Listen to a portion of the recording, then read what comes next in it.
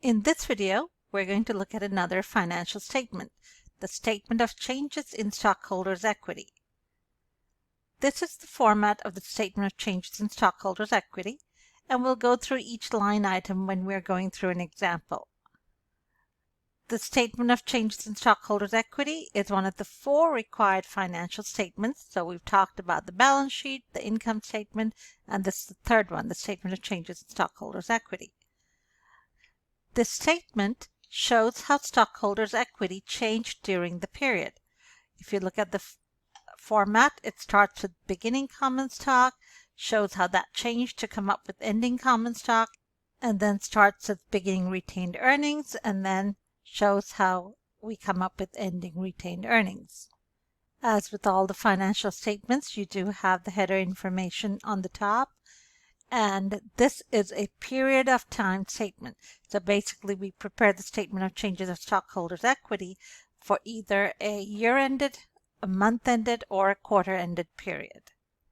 Let's go look at that continuing example for ABC Companies Year 2, and we're going to prepare the statement of changes in stockholders' equity. Here's that example we were looking at for ABC Companies Year 2 transactions. We showed the effect of the transactions to the accounting equation, and then we prepared the income statement. Now we're going to prepare the statement of changes in stockholders' equity. I'm going to scroll down here, and then I'm going to show you what the format of the statement of stockholders look like here, and then I'll prepare it on the right-hand side. As always, we start with the header information. So I'm going to abbreviate it, but it's going to be ABC Company Statement of Changes in Stockholders' Equity. And it is for the year ended December 31st, Year 2. In the statement of stockholders' equity, the first line item is beginning common stock. So beginning common stock is how much common stock the company had on January 1st, Year 2. Let's say beginning common stock. If we go back to our example, we can look at the common stock column, and it shows us that the beginning balance of common stock on Year 2, on January 1st, Year 2, was 80,000. That's the beginning balance here. So we're going to go ahead and put 80,000 here.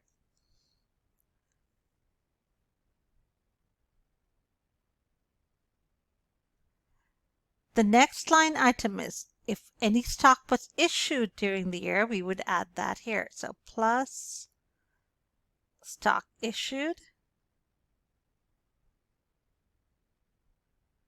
Did we have any new stock issued? Yes, we did. It shows that we had $18,000 of new stock issued. So I'm going to put that 18,000 here. I'll add these two and extend the total to the next column. But this is going to be ending common stock. Ending common stock is how much common stock the company had on December 31st, Year 2. And that would be 98,000. How do we get 98,000? It's 80,000 plus 18,000. So that takes care of that first part of your statement of stockholders' equity. Now let's do the second part, which is retained earnings. I'm going to scroll down a little.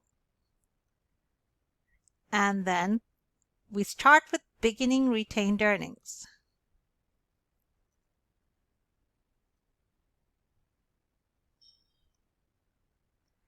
Beginning retained earnings, you have this column that has your retained earnings, and it shows us that the beginning balance of retained earnings on January 1st of Year 2 was 17,000. So that's the number we're going to have for beginning retained earnings.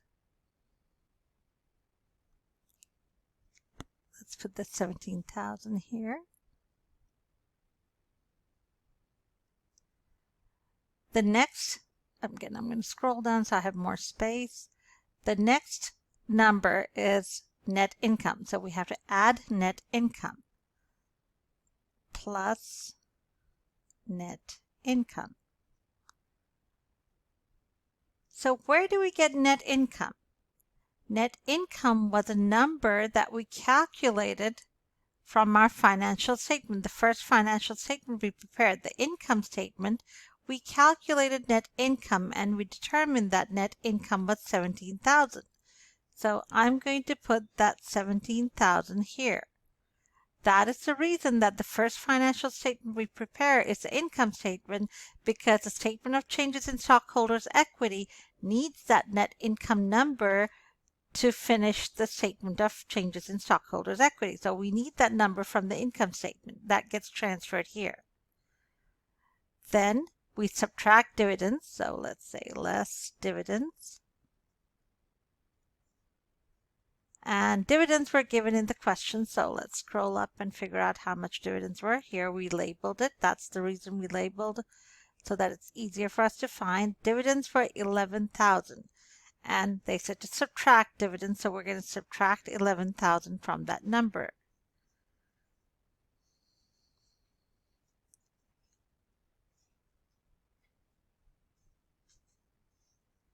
And that gives us our ending retained earnings. Ending retained earnings are calculated by adding the beginning balance of $17,000 plus net income $17,000 minus $11,000, giving you $23,000. And that $23,000 we extended out to the next column. Now that we've got both these numbers, our final number is total stockholders' equity. So total stockholders' equity is going to be $98,000 plus $23,000, which is going to be $121,000.